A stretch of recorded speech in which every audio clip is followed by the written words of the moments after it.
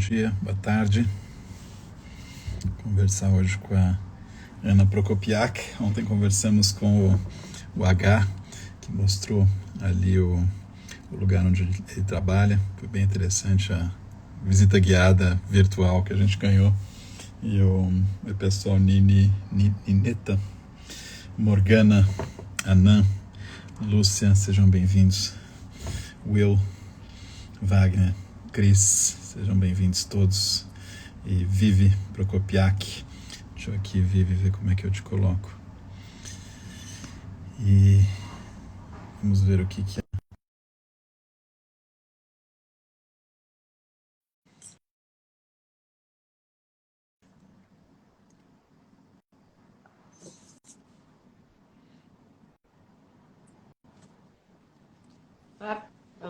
Olha lá. Como é que tá aqui? Pronto. Tá me ouvindo? Estou. Tudo. Tudo bom, Ana?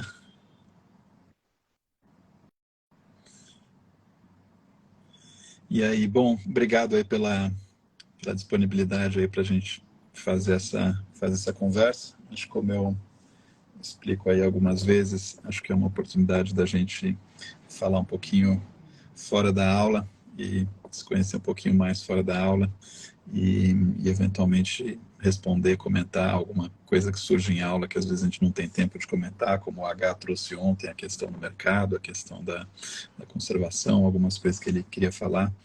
E aí acho que se a gente, né, para começar, você falar um minutinho sobre o que você faz, de onde você fala, e a Aham. gente parte Eu daí. moro em Curitiba, né? E sou artista plástica, designer, né? Trabalho mais no design gráfico e professora também. Então são essas as minhas atividades. E você dá aula do Eu quê? dou aula, eu dou aula de design, agora até mas dou assim diversas, uma das grandes, né, disciplinas, mas hoje eu não estou dando até foi história da arte mesmo. Mas enfim, história do design, história da moda, porque eu, né, dei nos designs todos, né, design gráfico, produto e moda, e hoje eu dou, né, criei aí até muito também influenciado pelas coisas que você já, né, que já tem tido no curso. Eu dei muitos anos curso de desenho de observação e tal, e desenho livre também. E agora montei um curso que tem uma jogada, digamos assim, meio terapêutica, no sentido, usando um pouco de neurociência. Até achei muito bacana, né, as conversas que você teve com com a Bruna, isso. Com a Bruna. E estou lançando aí esse curso agora, né? Já, já. Que bacana. E, então, né? Eu tô, E o que te fez querer se inscrever aí por pro Olhar Contemporâneo? olhar, foi, até eu falei na primeira aula, foi a questão, claro, me atualizar, porque muitos dos artistas até que, né, que a gente já viu até agora, eu não conhecia. Mas também a questão do compartilhar, né, da rede que vai se formando, e isso tem muito, né? Acho muito bacana isso. Tanto que eu não dou conta, você para de produzir conteúdo, porque eu não dou conta. Eu vejo assim, não, isso aqui é bacana. Né? Eu entro para ver uma coisa e acabo saindo por outro, quando eu vi. Mas é muito, muito interessante, né? Especialmente essa congregação, né, que vai se formando, de você ver essas conversas que você tem, né? Então, esses outros olhares, né, de pessoas até que não são da área, que é muito legal isso. E então, assim, superou expectativas, né? Porque especialmente isso, que você vai formando realmente, né? Você tem esse mote, né? Sei lá, de trazer com que as pessoas falem e nas aulas mesmo, eu acho muito bacana isso, né? E essa questão da ação, né? De você não só refletir sobre, mas ter né? Colocar isso em prática, né? Tanto artistas quanto não artistas, né? Você estava na aula na Tava, segunda, tava, agora, tava e foi anteontem?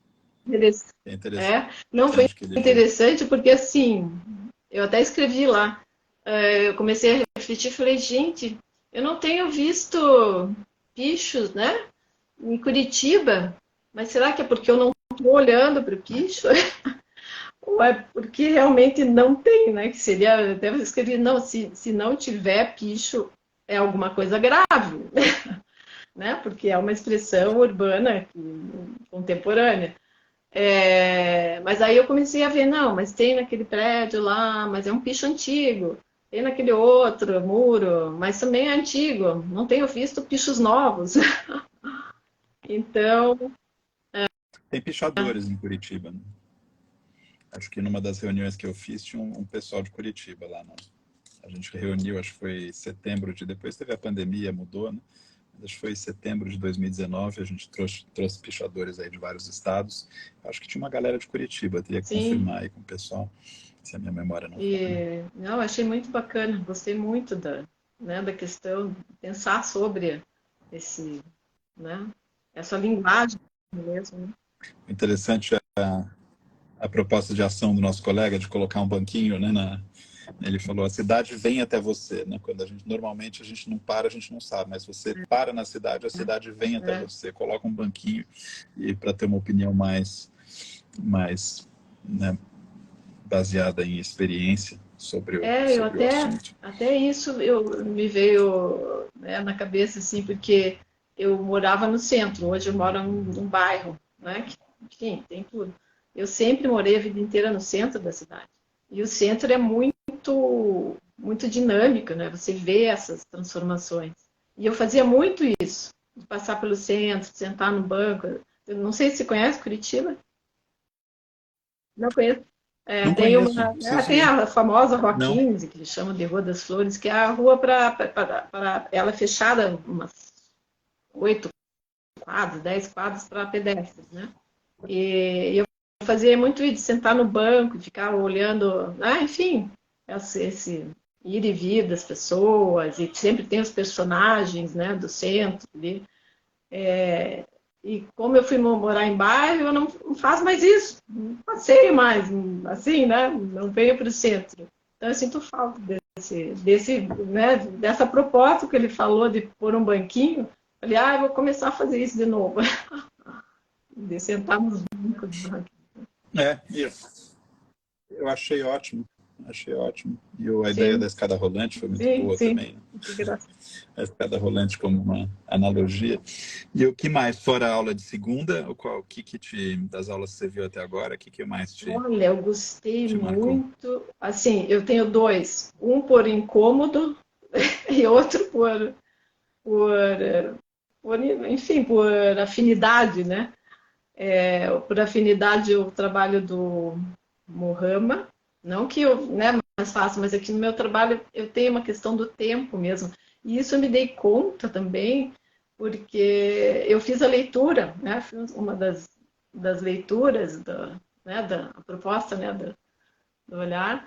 E a leitura era aquele texto do Schoenberg, né? E aí foi linkando com as questões do meu trabalho, que eu tenho posto no Instagram, assim, procurado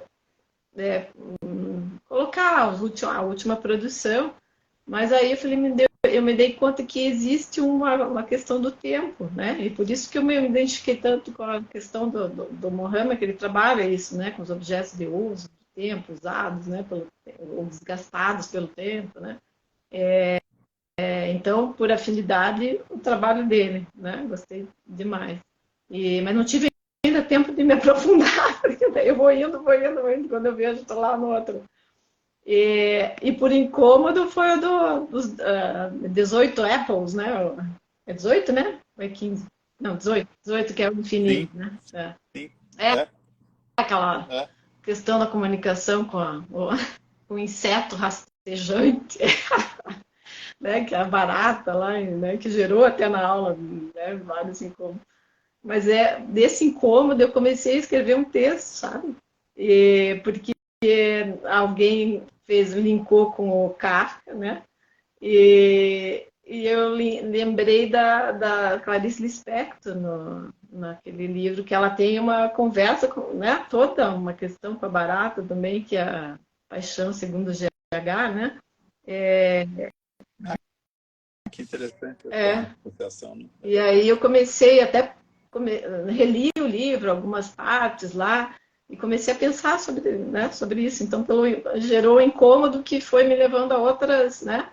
Ainda não terminei o texto, assim, esbocei lá né, coisas que vieram, né, desse incômodo, né?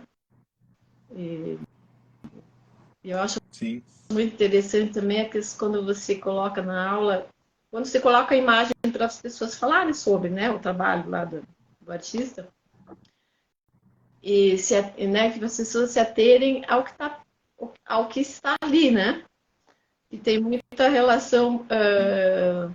com, né, também lembranças e experiências que eu tive com a semiótica, porque semiótica pisciana, especialmente porque quando eu fiz o mestrado, o meu orientador foi o Décio Pinhatari, que o Décio ele morou aqui Olha. em Curitiba por quase 10 anos, né? E deu aula Hum, nesse mestrado e mesmo na graduação. Né? E ele falava isso, ele falava sem psicologismos. Olha o que está posto sem sem o quê? psicologismos. Olha o que está posto na imagem. Né? Não ficar, porque o artista estava sofrendo, nananã, coisa assim. Sem psicologismos. Olha o que está posto na imagem. Aí a estrutura da imagem que vai entregar para vocês o que é, né? O que está posto ali. Então, sabe, me lembrou muito isso. É, Estamos alinhados, é. né? E como é que tá impactando isso, esse contato com esses artistas, essas obras, como é que isso está impactando o seu trabalho, tua Olha, visão de mundo? visão de mundo, né, eu estou mais atenta, não que não estivesse antes, mas assim, aqui as questões contemporâneas mesmo, tanto sociais, né, mas assim, nem tanto o grande, claro, também, mas as questões do dia a dia mesmo e como elas impactam, né? Como realmente esses artistas trabalham com isso hoje, né? Especialmente esses que você tem trazido, de você estar presente e ser um agente, né? Você coloca muito isso, né? Da agência, né? De ser um agente de transformação dessas questões todas que acontecem, né? No contexto social, né? Das relações humanas e tal. Então, isso, né, eu tenho visto que, é, que é uma coisa que eu pretendo, né? Não, assim, ainda está em processo com relação ao meu trabalho, sabe?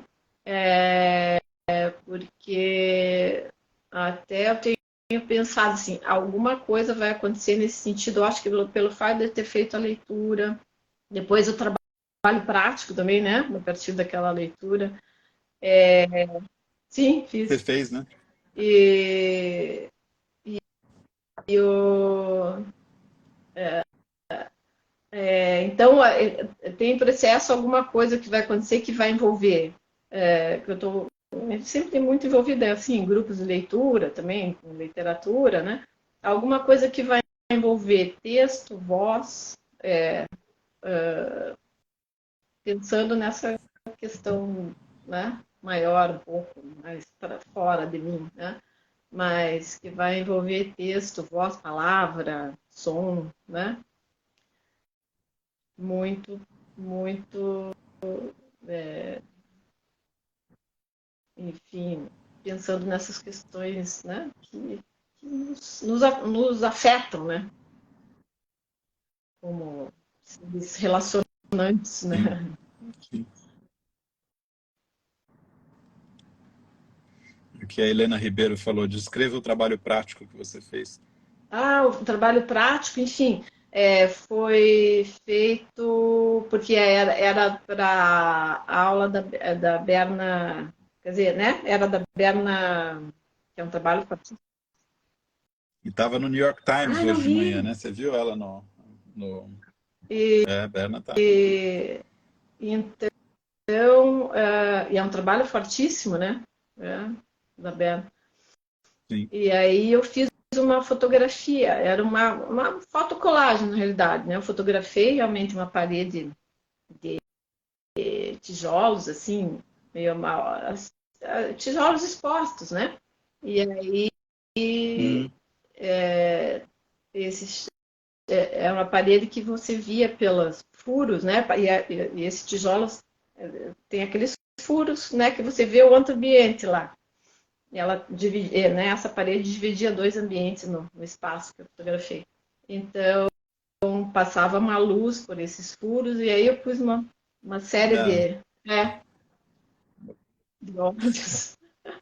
Pensando nessa coisa da expiação, porque daí era o sistema prisional, a questão também era, né, o sistema prisional, pensar como um mundo sem prisões, né, tinha toda essa questão. E a Berna trata muito isso, né, não desse mundo sem prisões, mas ela está ali direto, né, é. trabalhando com...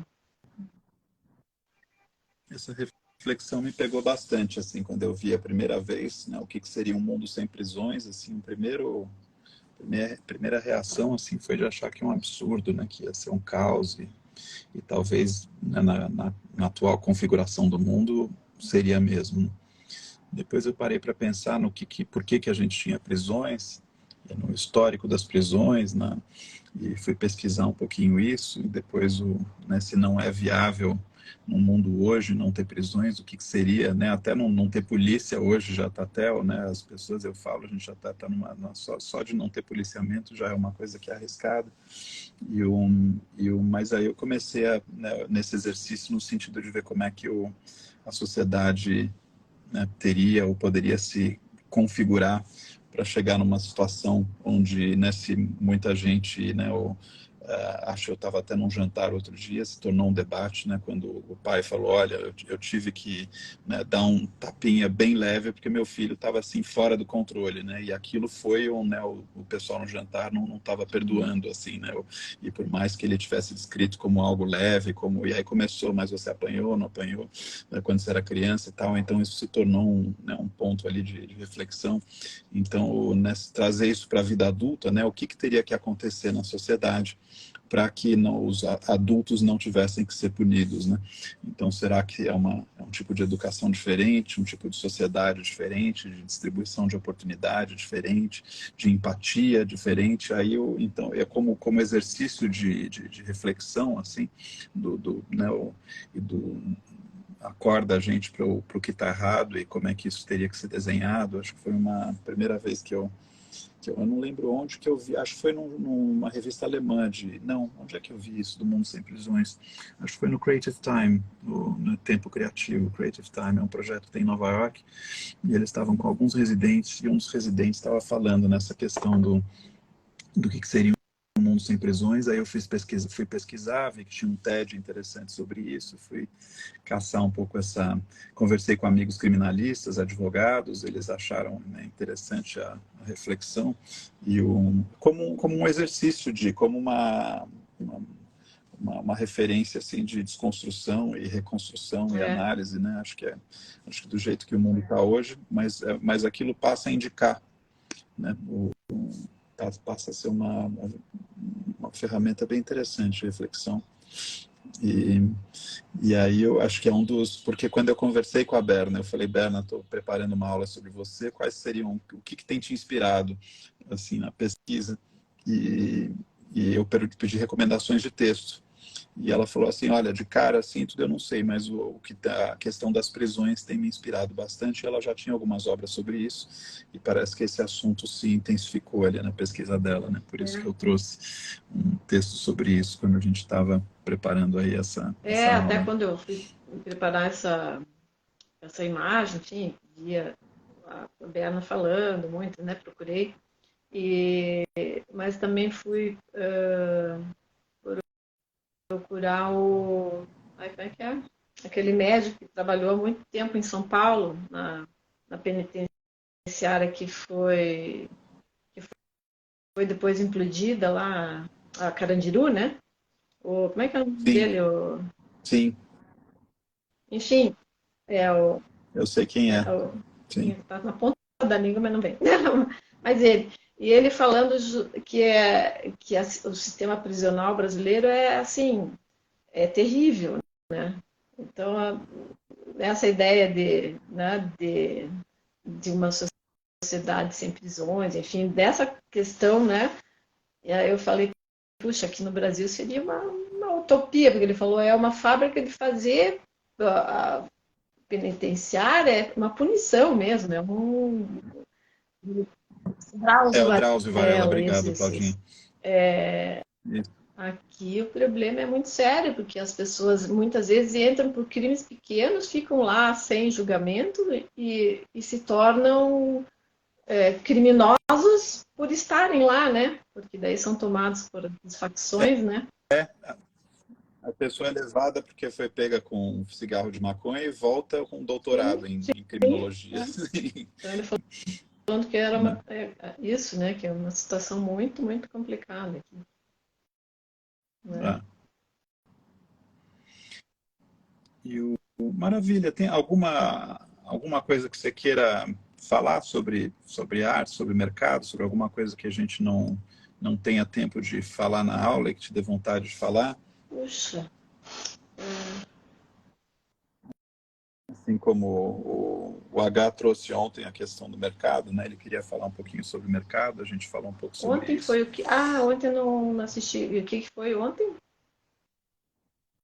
Ah, Ontem eu conversei com o H aham. e nosso colega, e aí ele mostrou um pouquinho ali do museu, ali onde ele Ah, trabalha, vou ver depois. biblioteca, De mostrou uma curiosidade, porque sala ele dos gosta atores. muito, né, dessa questão. Ele E, enfim, né, trabalha no museu e sempre fala da questão. exato, exato. E aí chegou uma hora ele falou, olha, ele queria falar um pouco sobre o mercado, queria, enfim, tinha muito assunto, né? A gente falou um pouquinho sobre o mercado.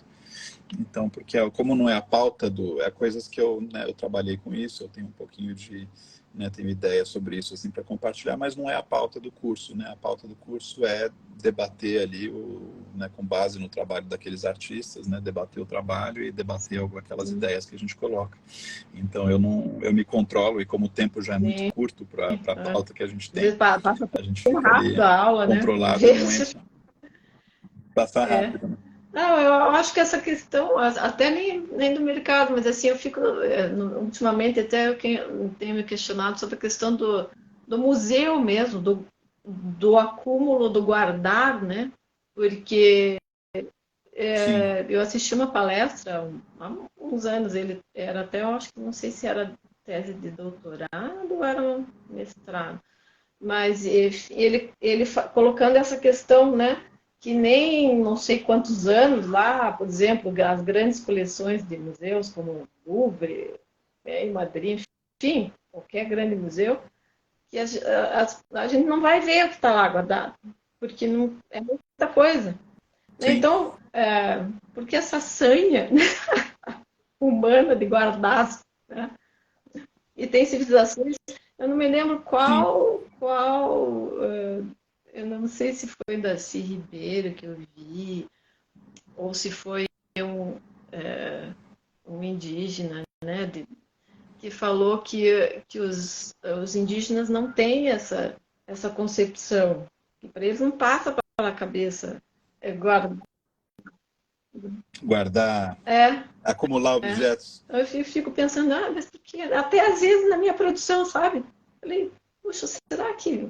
Porque isso me passou muito um dia que eu fui numa dessas, não é brechó, mas tinha esses móveis usados, essas lojas que tem, né?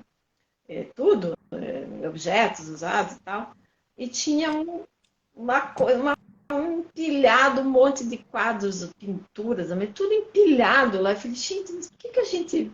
Né? Até a produção de objetos, né?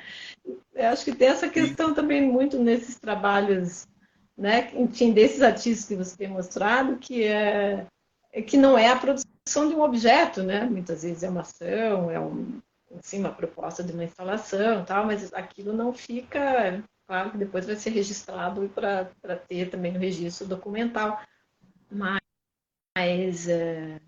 eu penso na questão até de, né?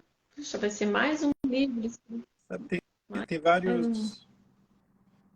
tem vários livros aí de museologia que eu estou querendo ler assim para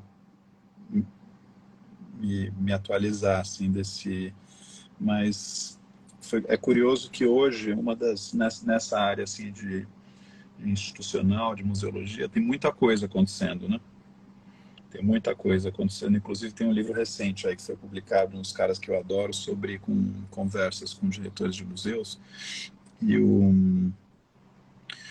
mas acho que algumas coisas que eu posso, assim que me vem à cabeça, que eu posso compartilhar. E tem um cara que eu sigo que é interessante, que é o Pablo Elgueira, que é um artista e foi diretor do Educacional do MoMA em Nova York, né, o Museu de Arte Moderna de Nova York. E ele estava compartilhando uma informação. Parece que nos últimos 5 anos, muitos dos diretores dos departamentos educacionais dos museus foram promovidos a curadores, a diretores gerais dos museus. Porque a pessoa que trabalha com educação, a relação entre educação e curadoria ela é forte, e a pessoa que trabalha com educação, ela entende engajamento. Ela entende, né, se colocar essa alteridade, assim, você se colocar onde o outro está do ponto de vista de conhecimento e criar essa ponte, né? Então eu achei um fato curioso que nos últimos 5 anos ele citou vários museus colocaram os antigos responsáveis pela educação como sendo responsável geral pelas curadorias. E acho que uma outra reflexão quando você estava falando nessa questão da acumulação, é um relatório que eu li sobre museologia que fala que por muito tempo o museu era aquele que tinha um acervo, né? Você ia reunindo um acervo e você tinha uma coleção e você era o acervo.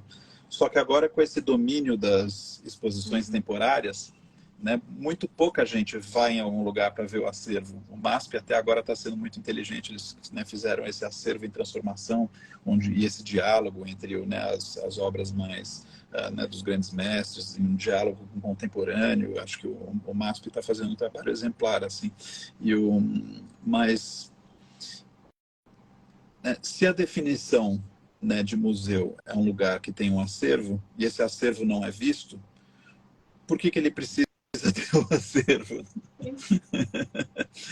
Então, em algumas dessas conferências aí de museologia, tudo eles estão começando a falar, e se não, e está surgindo muitos museus agora sem acervos, né? Museu assim que sejam, onde a pauta principal seja ter exposições temporárias interessantes rodando, né? E ainda mais com esse surgimento de arte imaterial e a performance está tão grande, onde tinha uma galeria em Londres, que é do Narmad, né, que é uma galeria onde eles só vendem coisas assim de 2, 3 milhões de dólares para cima, né? Assim, pinturas, né, Picasso, essas coisas muito Matisse. E a galeria do Narmad estava com um programa de performance diário, assim, 30 dias de performance, uma performance por dia, para mostrar o quanto a performance assim chegou, né? Então essa arte imaterial, essa arte digital, a arte da performance, ela está muito forte. Então está tendo boas reflexões.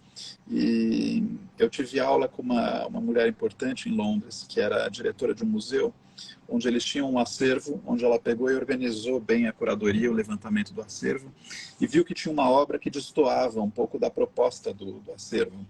E ela foi e vendeu essa. e o museu parece que estava assim caindo aos pedaços, não tinha dinheiro para ar-condicionado, não tinha dinheiro para reparar as janelas, nada. E é considerado um tabu, você não, né, acervo de museu é uma coisa que não se vende. Né? E aí ela ficou nesse grande dilema, que foi interessante, que o meu curso era de liderança cultural, então meus colegas falaram, como líder de um museu, né, o que você faz nessa situação? Né? Você se olha no espelho e você faz o quê? Você vê o museu caindo, né, decaying, né, sendo comprometido, né, se destruindo por falta de recurso, porque não tem dinheiro para pagar nada, e você com um acervo milionário. Ou você pega e vende uma das obras e dá uma virada e faz o museu. E aí ela falou que um dos momentos mais desafiadores para ela, a gente fez a pergunta, né, qual foi um dos momentos mais difíceis para você como líder cultural? Né? E ela falou que foi quando ela teve que ir numa conferência para 300 profissionais de museus e explicar a decisão dela de ter vendido uma obra para recuperar o museu.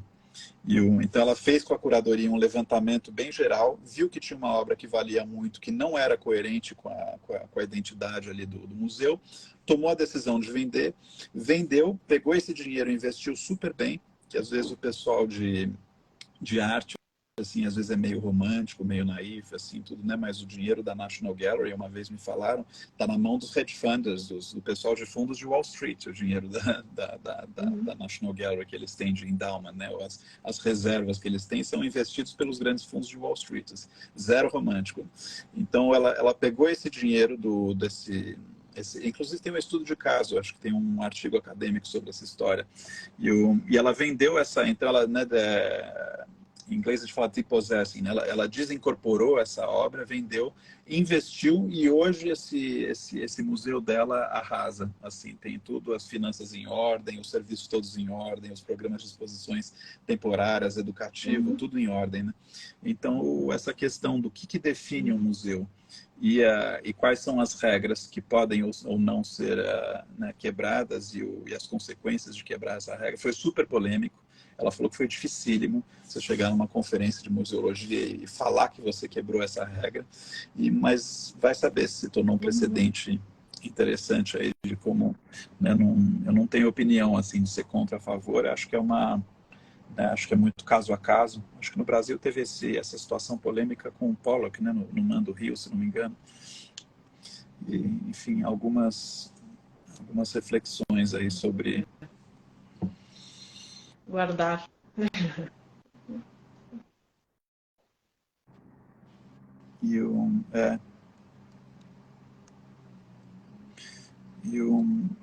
Acho que é isso, Ana. Não sei se você tem algum comentário, alguma dúvida. Estou, assim, super empolgada, estou gostando demais. Eu tenho uma pergunta.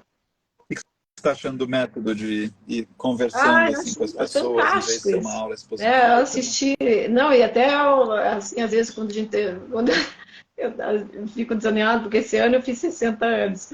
Daí eu fico assim, às vezes, mas é que eu já estou com 60 anos, isso eu não vou poder fazer.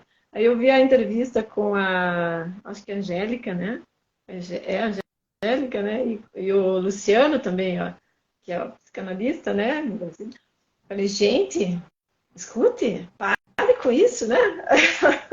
Aí as pessoas super curiosas, super, né, dinâmicas, fazendo tudo. E mantendo jovens, né? Chega uma hora, acho que a juventude é uma escolha, né? Você, até os 30 anos, todo mundo é jovem. Depois disso, você escolhe, né? Se você quer se manter. Então, eu acho muito bacana isso, dessas conversas, né? Enfim, né, o processo da aula também acho muito, né? De abrir também para as pessoas conversarem ali, né? E proporem coisas. Então, e aí, especialmente né, essas propostas de ação e de uma proposta também de uma criação, né?